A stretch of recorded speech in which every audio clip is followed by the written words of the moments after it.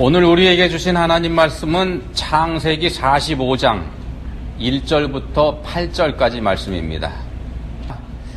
한 목소리로 읽겠습니다.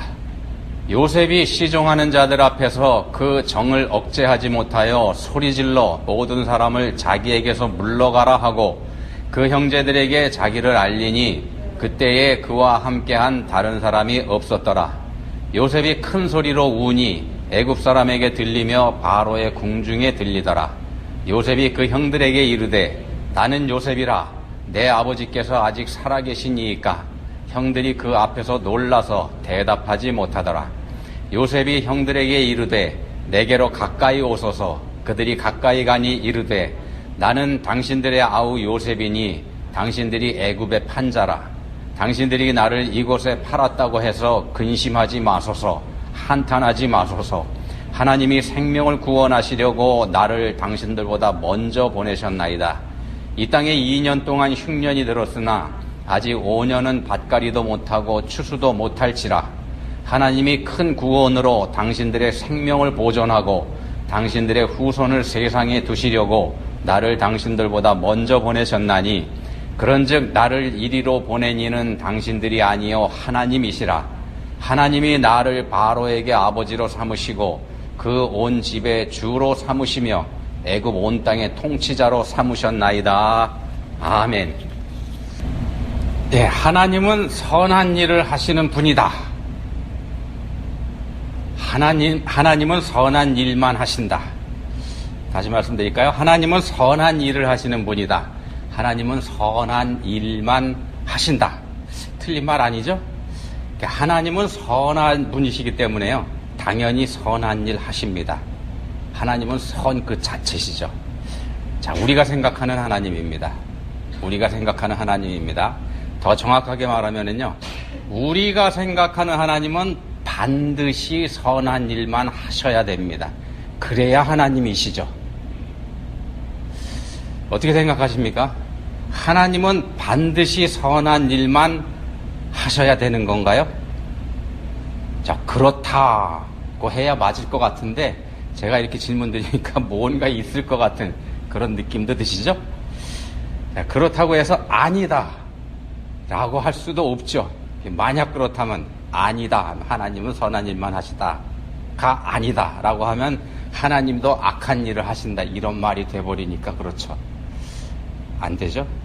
자, 예, 우리는요 하나님은 절대적으로 선하신 분이기 때문에 절대적으로 선한 일만 하셔야 한다 이렇게 생각합니다만 그거 우리 생각입니다. 우리가 선이라는 걸 정해놓고요, 우리가 선이라고 하는 걸 정해놓고 하나님을 그 울타리 안에 가두어 두는 겁니다. 그래서 앞에서 말씀드린 말은 이렇게 정리가 돼야지 됩니다. 한번 잘 들어보십시오. 하나님은 선한 일을 하는 분이 아니라 하나님이 하시는 일이 선한 일이다. 한 번 더 말씀드릴까요? 하나님은 선한 일을 하시는 분이 아니라, 선한 일을 하셔야 되는 분이 아니라 하나님이 하시는 일이 선한 일이다. 이 말뜻을 여러분 쉽게 이해하실까 모르겠습니다. 하나님은 선한 일을 하셔야만 하는 분 아니라는 겁니다. 우리가 하나님께 그런 의무를 지워드릴 수 없습니다. 자, 하나님께서 어떤 일을 하신다면, 하나님께서 일을 하신다면 그 일이 선한 일입니다. 하나님이 하시는 일이니까. 이해가 될 것도 같고 그렇지 않을 것도 같고 그러시죠? 자, 요셉의 이야기, 오늘 본문이 요셉 이야기인데요. 요셉 이야기는 창세기에 길게 나와 있습니다만 말 그대로 드라마틱합니다. 아버지의 사랑을 독차지한 17살짜리 소년이 이복 형들에게 질투를 받아서 그 질투에 죽임을 당할 뻔했다가 극적으로 목숨만 건져서 노예로 팔려가게 됩니다. 그리고 바로의 시위대장 집에서 노예로 살면서 성실성을 인정받아서 가정 총무가 됐지만 욕정에 들불타는 안방마님의 요구를 거절했다가 강간 미수범으로 몰려서 억울한 옥살이를 하게 되죠. 자, 억울한 옥살이가 몇 년 동안이나 여러 해 동안 이어집니다. 그 옥살이 끝에 극적으로 극적으로 대제국 애굽의 총리가 되는 인생의 반전이 일어나게 됩니다. 요셉의 이야기 말 그대로 극적인 일의 연속입니다. 자, 그렇게 총리가 돼서 7년 동안의 풍년에서 양식을 비축하는 데 성공을 합니다. 성공을 해서 곧 이어서 찾아오는 극심한 흉년에서 그 양식으로 많은 사람들을 구원하는 일을 하게 되죠. 바로 그때 자신을 죽이려 했고 노예로 팔아버리기까지 했던 이복형들이 찾아와서 양식을 달라면서 자기 앞에 꿇어 엎드려 은혜를 구하게 됩니다. 신분을 감추고서 이 이복형들을 몰아붙였습니다만 마침내 자신의 신분을 형들에게 공개하지 않을 수 없게 되죠. 자신의 신분을 형들에게 공개하기에 이릅니다. 오늘 본문 말씀이 바로 요셉이 자신의 신분을 형들에게 공개하는 장면이죠. 나는 요셉이라. 본문 3절에 있는 말씀이면서 오늘 말씀의 제목이기도 합니다. 나는 요셉이라. 우리가 그냥 읽고 지나가면은요, 그냥 요셉이 자신의 신분을 드러내면서 형들을 용서해주고 그 형들과 화해를 시도하는 인간적이고 사랑이 넘치는 말, 그런 정도로 우리가 볼 수 있습니다만, 성령의 감동으로 쓰인 성경에서는 그 이상의 의미가 담겨 있는 말이기 때문에 오늘 말씀의 제목으로 정했습니다. 그 이상의 의미가 들어 있습니다. 자, 본문 5절에 보시면 요셉이 놀라운 말을 합니다. 본문 5절 말씀을 표준 세번역 성경으로 한번 읽어드립니다. 그러나 이제는 걱정하지 마십시오. 자책하지도 마십시오. 형님들이 나를 이곳에 팔아 넘기긴 했습니다만 그건 하나님이 형님들보다 앞서서 나를 여기에 보내셔서 우리의 목숨을 살려주시려고 그렇게 하신 겁니다. 자, 극심한 가뭄 때문에 생존 자체가 어려운 그런 상황에서 이런 일이 있을 거 미리 알았던 요셉, 하나님께서 알려주셨죠. 미리 알았던 요셉은 하나님의 은혜로 그 일에 미리 대비를 하게 됐습니다. 그 일을 위해서 애굽의 총리가 된 것이지 않습니까? 근데 요셉은 지금의 이 상황을 하나님의 약속 안에서 해석을 합니다. 지금의 상황을 하나님의 약속 안에서 해석합니다. 창세기 28장 13절 14절에 보시면 하나님께서 요셉의 아버지 야곱에게 이렇게 약속을 해주십니다. 나는 여호와니 너의 조부 아브라함의 하나님이요 이삭의 하나님이라. 내 자손이 땅에 티끌같이 돼서 내가 서쪽과 동쪽과 북쪽과 남쪽으로 퍼져나갈지며 땅의 모든 족속이 너와 내 자손으로 말미암아 복을 받으리라.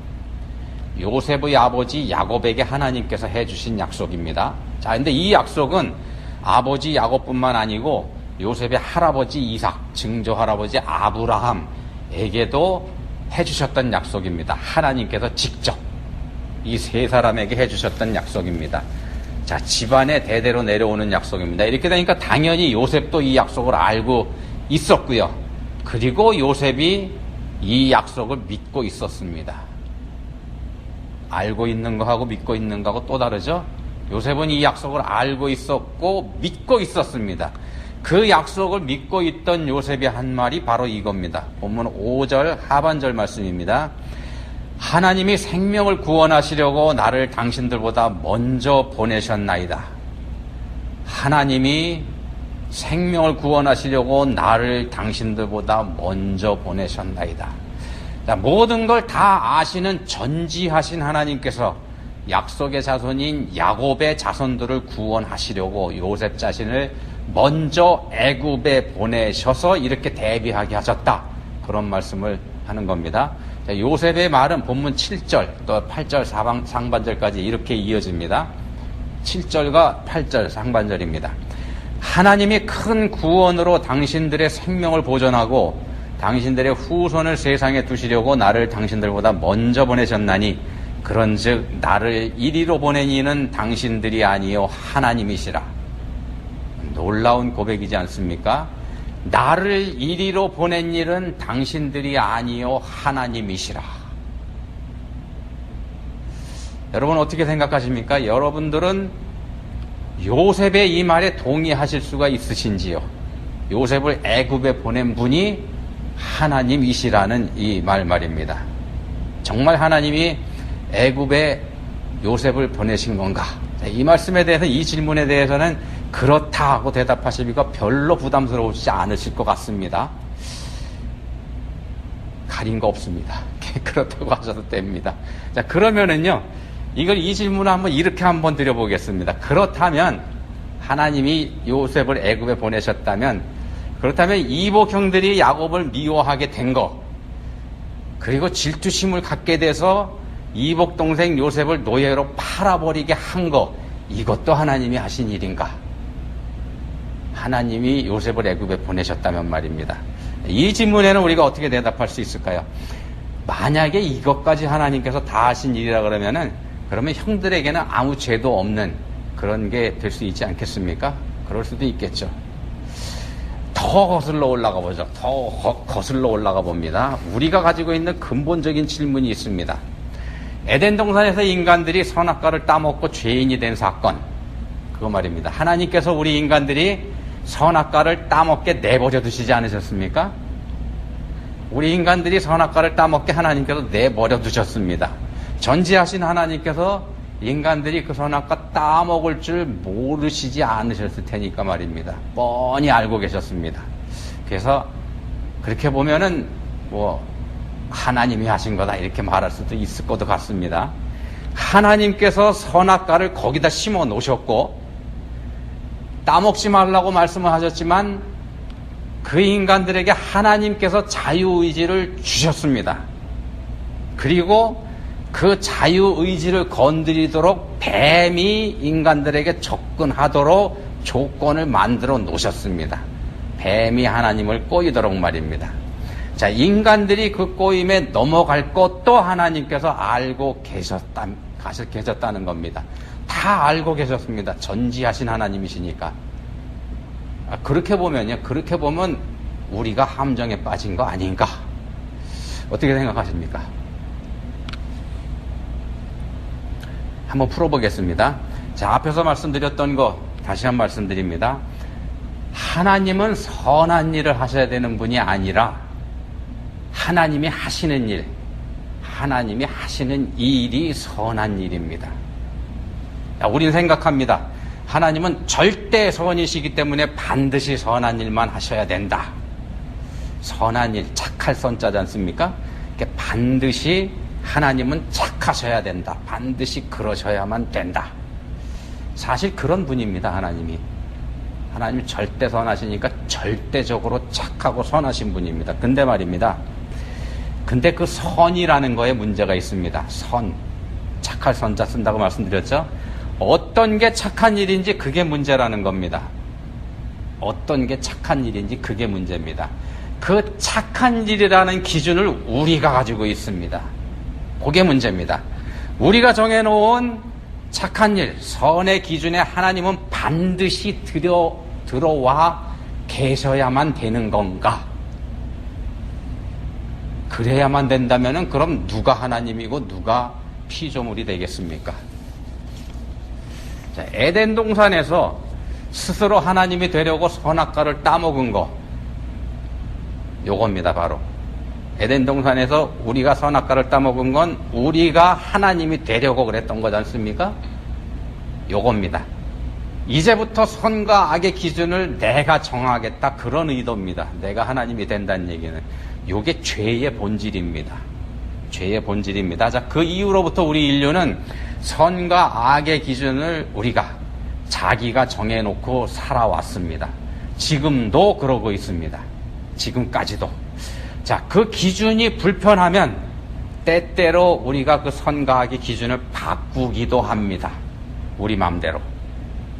자, 하나님이 항상 선하셔야 한다면, 우리가 보는 기준으로요, 하나님이 항상 선하셔야만 한다면 우리가 기준을 바꾸면 하나님도 따라오셔야 됩니다. 우리가 만든 선이라는 기준 안에 들어오셔야 우리가 하나님 선하시다 이렇게 인정해 드릴 수 있게 되지 않겠습니까? 논리가 그렇지 않습니까?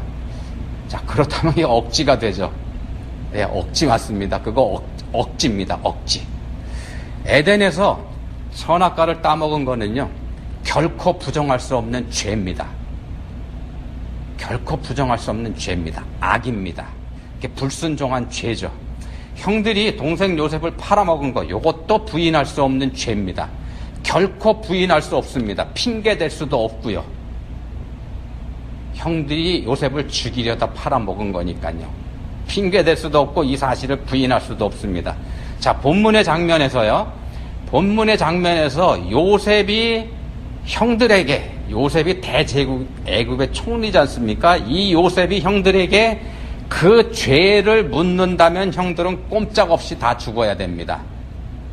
꼼짝없이 다 죽어야 됩니다. 피할 수도 없고요. 핑계 댈 것도 없습니다. 그래서 본문의 이 장면은 장차 우리 인류 중에서 예수님을 믿지 않는 사람들이 하나님의 백보자 심판대에서 맞이할 상황을 미리 보여주는 겁니다. 그 자리에 서게 되면 그 자리에서는요, 누가 됐든지 간에 아무 핑계 댈 수 없습니다. 아무 핑계 대지 못합니다. 도망칠 수도 없고 말입니다. 그래서 결국 지옥으로 떨어지게 된다는 겁니다. 본문이 보여주는 장면이 바로 그걸 미리 보여주는 겁니다. 빠져나갈 구멍이 없지 않습니까? 할 말도 없고. 자, 근데 말입니다. 근데 그런 형들 앞에서 요셉이 선언합니다. 나를 이곳으로 보낸 이는 당신들이 아니요 하나님이시라. 나를 이리로 보낸 이는 당신들이 아니요 하나님이시라. 야, 형들에게는 그야말로 복음입니다. 요셉이 복음을 형들에게 전하고 있습니다. 형들이 저지른 그 죄를 하나님께서 사용하셨습니다. 그 죄를 사용하셔서 선한 일을 하신 겁니다. 하나님께서 말입니다. 동생을 팔아먹은 악한 죄, 분명히 죄입니다. 악한 짓입니다. 그 악한 죄를 사용해서 모든 사람들의 생명을 구하는 선한 일, 그 일이 되게 하신 겁니다. 그래서 하나님께서 하시는 일이 선한 일입니다. 그래서 하나님께서 하시는 일이 선한 겁니다. 형들이 저지른 죄가 선한 게 아니고 말입니다. 죄를 하나님께서 들어 사용하셨을 때 그 죄가 선한 일의 도구가 됐습니다. 근데 말입니다. 그렇다고 해서 만약에 형들이 자신들의 공로를 주장한다면 그건 어떻게 될까? 우리가 동생 요셉을 팔아먹은 거, 사실은 우리가 팔아먹은 게 아니고 우리가 하나님의 일을 도와드린 거다. 이렇게 얘기한다면 말입니다. 말도 안 되죠? 말도 안 됩니다. 말도 안 되는 겁니다. 자, 예수님께서 십자가에 달려 돌아가셔야만 인류가 구원받을 길이 열리죠. 그러면 예수님이 십자가에 달리기 위해서는 붙잡혀 가셔야 되지 않습니까? 근데 지난 3년 동안 안 붙잡혀 가셨지 않습니까? 못 붙잡아 갔죠. 누군가 붙잡아 가도록 붙잡혀 가시도록 해드려야 되는데 그 일을 가룟 유다가 했지 않습니까? 그래서 가룟 유다는 총대를 맨 거다, 이렇게 얘기하는 사람들 종종 있습니다. 억지입니다. 억지. 아닙니다. 절대로 아닙니다. 그거 가룟 유다의 죄입니다. 씻을 수 없는 죄입니다. 용서받을 수 없는 죄입니다. 하나님을 팔아먹었으니까 하나님께서 그 죄를 사용하셔서 십자가라는 선한 일을 하신 겁니다. 선한 일을 하나님께서 하신 거죠. 자, 에덴의 범죄로 사망의 종이 된 인간을 구원하려고 하나님께서는 원대한 구원 계획을 세우셨습니다. 창조 이전에, 이 세상을 창조하시기 이전에 이미 준비하셨습니다. 인류가 타락할 줄 창조 이전에 이미 알고 계셨기 때문인 거죠. 그 원대한 계획 안에서 인류의 범죄를 하나님께서 사용하십니다. 구원의 도구로. 타락한 인류가 자기 스스로의 능력으로는 소망이 없다는 걸 깨닫게 해주시고 그 인류를 위해서 소망이 되시는 예수 그리스도를 보내신 겁니다. 그렇게 큰 계획이 있으시기 때문에 하나님께서는 인간의 자유의지를 제한하지 않으신 거고 말입니다. 사람들이 자기 뜻대로 자기들이 원하는 일을 자기들이 할 수 있도록 그냥 허용해 두신 겁니다. 함정을 파신 게 아니고 말입니다. 인간들의 죄는 악한 겁니다. 인간들이 저지른 죄는 분명히 악입니다. 이거 부인할 수 없습니다. 분명합니다. 그런데 하나님께서는 알고 계시면서도 그 일을 하도록 허용하셨습니다. 내버려 두셨습니다. 그런 의미에서 보면 하나님께서 하신 일이다 이렇게 말할 수도 있습니다만, 그 악한 걸 사용하셔서 선한 일을 하십니다. 모든 것이 합력하여 선을 이루게 하시는 분이 하나님이십니다. 하나님의 자비와 사랑을 보여주는 선한 일, 그 일을 하나님께서 하시는 겁니다. 하나님께서는 성자 예수 그리스도를 보내셔서 당신의 그 선한 일을 완성하셨습니다. 하나님의 사랑과 자비가 얼마나 크고 놀라운지 온 피조세계가 알게 하신 겁니다. 그게 하나님께 영광입니다. 자, 근데요, 요셉이 어떻게 이처럼 놀라운 자비를 형들에게 베풀어 줄 수 있게 됐을까? 형들을 용서해 줄 수 있게 됐을까? 그 답이 요셉이 한 말, 오늘 말씀의 제목인 나는 요셉이라, 이 말에 들어가 있습니다. 한번 생각해 보십시오. 요셉의 이야기 중에서, 요셉의 이야기는 다들 아실 겁니다. 요셉 이야기 중에서 제일 큰 기적으로 꼽을 만한 일이 어떤 거일까요? 여러분, 어떤 일을 요셉의 삶 중에서 가장 큰 기적으로 꼽으시겠습니까? 여러 가지 의견이 있겠습니다만, 요셉의 이야기 중에서 기적 중에 기적으로 형들의 회개, 이걸 꼽기도 합니다. 그처럼 악했던 형들이 어떻게 이처럼 변하게 됐을까? 요셉을 팔아먹을 때하고 완전히 달라지지 않았습니까? 형들이 왜 이렇게 달라졌을까?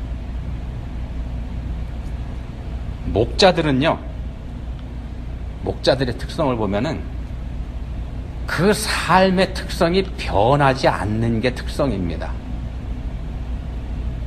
목자들의 특성은 변하지 않는 겁니다. 몇백 년이 지나도 그대로 있는 게 목자들의 삶이지 않습니까?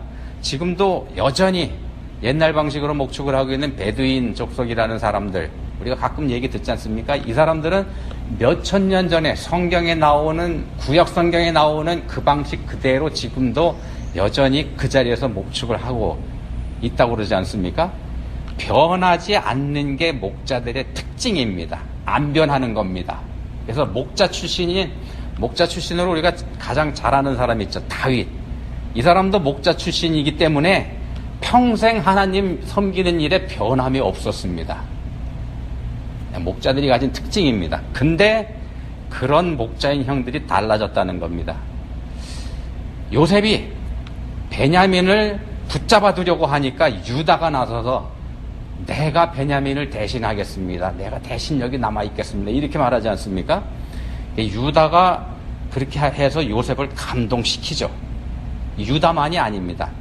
베냐민의 곡식 자루에서 요셉의 은잔이 나왔을 때 형들이 전부 다 요셉에게로 돌아왔습니다. 전부 다 돌아왔습니다. 한 사람도 도망가지 않았습니다. 돌아오면 어떻게 될지 뻔히 알면서도 말입니다. 요게 형들이 다 변했다는 확실한 증거입니다. 요셉이 무너진 게 바로 형들의 이 모습을 봤기 때문입니다. 이걸 보니까 요셉도 무너지지 않을 수가 없었던 겁니다. 요셉이 분명하게 깨달아 안 겁니다. 이 일은, 형들이 변한 이 일은 하나님께서 하신 거라는 사실 말입니다. 하나님께서 형들을 회개시키셨다. 이거 알게 된 겁니다. 회개. 사람이 스스로 할 수 있는 일 아니지 않습니까? 회개 자기가 하겠다고 해서 되는 일 아닙니다. 하나님의 도우심이 없이는 회개조차 스스로 할 수 없는 게 타락한 인간의 실상입니다. 그래서 우리가 회개하고 예수님 믿는 것, 이게 전적으로 하나님의 은혜라는 겁니다. 요셉이 그걸 알고 있었습니다. 그래서 이렇게까지 말하는 겁니다. 나를 이리로 보낸 이는 당신들이 아니요 하나님이시라. 하나님이 날 이리 보내셨습니다. 지난 22년 동안 요셉이 팔려온 지가 22년이 지난 시점입니다. 지난 22년 동안 형들을 생각하면서 원망도 많이 했을 겁니다. 안 할 수 없죠, 사람이니까. 자, 요셉이 알기로 형들은 결코 회개할 사람들이 아니었습니다. 그만큼 악했던 사람들이죠. 하나님이 아니고서는 누구도 그 형들을 회개시킬 수 없다, 이렇게 생각했습니다. 근데 그 일이 실제로 자기 눈앞에서 지금 벌어졌다는 겁니다. 확인했습니다. 그럼 보십시오. 누가 한 일입니까? 요셉이 이건 하나님이 하신 거다라는 결론을 내릴 수밖에 없게 됐다는 겁니다. 그러니까 거기까지 생각을 하게 되면 거기서 더 나가서 그러니까 그런 형들을 자기가 심판할 수 없다는 생각까지 하게 되는 겁니다. 그 형들을 내가 심판할 수 없다. 형들이 회개한 이 사실이, 불가능하다고 생각했던 이 사실이 놀라운 일이라면 그건 하나님만 할 수 있다는 겁니다. 그 일이 하나님만 하실 수 있는 일이라면 그 형들을 심판하는 것도 하나님만이 하실 수 있는 일이다. 자연히 그렇게 연결이 되지 않습니까? 그래서 창세기 마지막 장 50장 19절에 가서 보면은 요셉이 이런 말을 하게 됩니다. 창세기 50장 19절입니다. 내가 하나님을 대신하리이까? 내가 하나님을 대신하겠습니까? 요셉의 이야기를 유심히 읽어보시면은요, 한번 다시 읽어보십시오. 유심히 읽어보시면 요셉의 입에서 용서라는 단어가 한 번도 안 나옵니다. 형들을 용서하지 않았기 때문에 안 나올까요? 아닙니다. 그거 하나님 거기 때문에 그런 겁니다. 자기 마음에서는 이미 용서했습니다. 그럼에도 용서라는 단어를 내뱉지 않습니다. 나는 요셉이라 이 말은요, 나는 하나님이 아닙니다, 이런 신학적인 의미가 담긴 고백이라는 말씀을 좀 드리는 겁니다. 하나님의 주권을 인정해드린 사람에게서 나오는 믿음의 고백이 그겁니다. 나는 하나님이 아닙니다. 인류의 원죄가 스스로 하나님 된 거지 않습니까? 자, 우리는 어떻습니까? 하나님은 선한 일을 하셔야만 한다. 하나님은 선하셔야만 된다. 이게 우리가 생각하는 거죠. 근데 내가 원하는 일을 나에게 해주시는 거, 요걸 우리는 선한 일이라고 생각을 합니다. 그게 우리가 생각하는 선한 일, 하나님이 하셔야 되는 착한 일입니다. 하나님이 왜 그러셔야 됩니까? 하나님이 왜 그렇게 하셔야만 됩니까? 나는 하나님의 피조물인데, 일개 피조물에 불과한데 말입니다. 그럼에도 불구하고 나를 위해서 당신께서 직접 당신의 생명까지 주신 그런 하나님이신데 말입니다. 하나님께서 하시는 모든 일이 선합니다. 하나님께서 하시는 모든 일이 선합니다.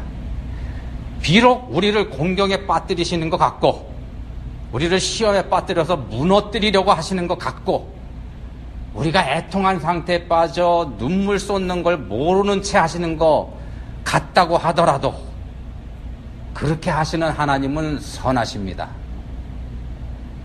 하나님이 선하신 일을 하고 계시는 겁니다. 당신의 더 큰 뜻을 이루기 위해서 그렇게 하십니다. 하나님의 그 큰 뜻이, 하나님께서 예비하신 그 큰 뜻이 이루어지는 게 우리에게 복이 되기 때문에 그렇게 하시는 겁니다. 그게 결국 우리에게 큰 복입니다. 그냥 복도 아니고 큰 복입니다. 어마어마한 복입니다. 하나님께서 그 일을 하시도록 다 맡겨드리시기 바랍니다. 다 맡겨드리시기 바랍니다. 기도하시겠습니다. 하나님 아버지, 저희가 얼마나 하나님을 붙잡아 두고 있습니까? 언제까지 저희가 정해놓은 틀 안에 하나님을 가두어 두겠습니까? 이제는 저희 자신이 누군지 깨닫게 해주시고 또한 하나님을 진심으로 신뢰할 수 있게 해주시기 원합니다. 하나님께 모든 권한을 다 넘겨드리고 하나님께서 하시는 선하신 일에 저희는 그저 아멘 할 수 있게 해주시기 원합니다. 저희에게 은혜 주시기 원합니다. 예수님 이름으로 기도합니다. 아멘.